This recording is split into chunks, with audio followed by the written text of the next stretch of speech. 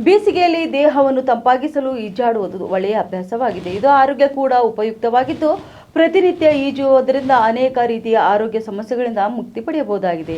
ಇನ್ನು ಇದು ನಿದ್ರಾಹೀನತೆ, ಒತ್ತಡ ಮತ್ತು ಅಧಿಕ ತೂಕದಂತಹ ಸಮಸ್ಯೆಗಳಿಗೆ ನೈಸರ್ಗಿಕ ಪರಿಹಾರ ಕೂಡವಾಗಿದೆ. ಆದರೆ ಬೇಸಿಗೆಯಲ್ಲಿ ಈಜಲು ಹೋಗುವವರು ಕೆಲವು ಸಲಹೆಗಳನ್ನು ಅನುಸರಿಸಬೇಕಾಗುತ್ತೆ. ಇಲ್ಲವಾದಲ್ಲಿ ಇದು ಅನೇಕ ರೀತಿಯ ಸಮಸ್ಯೆಗಳಿಗೂ ಕೂಡ ಕಾರಣವಾಗಬಹುದು.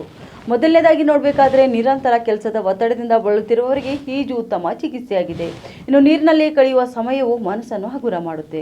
ಎರಡನೇದಾಗಿ ನೋಡಬೇಕಾದ್ರೆ, ತೂಕ ಇಳಿಸಿಕೊಳ್ಳಲು ಬಯಸುವವರು ಈಜನ್ನು ಆಯ್ಕೆ ಮಾಡಬಹುದು, ಏಕೆಂದರೆ ಈಜು ಕ್ಯಾಲೋರಿಗಳನ್ನು ಬೇಗ ಸುಡುತ್ತೆ. ಇನ್ನು ಮೂರನೇದಾಗಿ ನೋಡಬೇಕಾದ್ರೆ, ಬೇಸಿಗೆಯಲ್ಲಿ ಹೆಚ್ಚಿನವರಿಗೆ ನಿದ್ರೆ ಚೆನ್ನಾಗಿ ಮಾಡಲು ಸಾಧ್ಯವಾಗುವುದಿಲ್ಲ.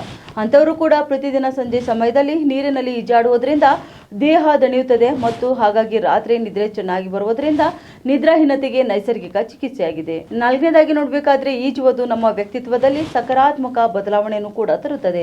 ಆತ್ಮವಿಶ್ವಾಸ ಹೆಚ್ಚಾಗುವಂತೆ ಮಾಡುತ್ತದೆ. ಅಲ್ಲದೆ ಈ ಅಭ್ಯಾಸ ವಿಶೇಷವಾಗಿ ಮಕ್ಕಳು ಮತ್ತು ಯುವಕರಿಗೆ ಬಹಳ ಉಪಯುಕ್ತವಾಗಿದೆ.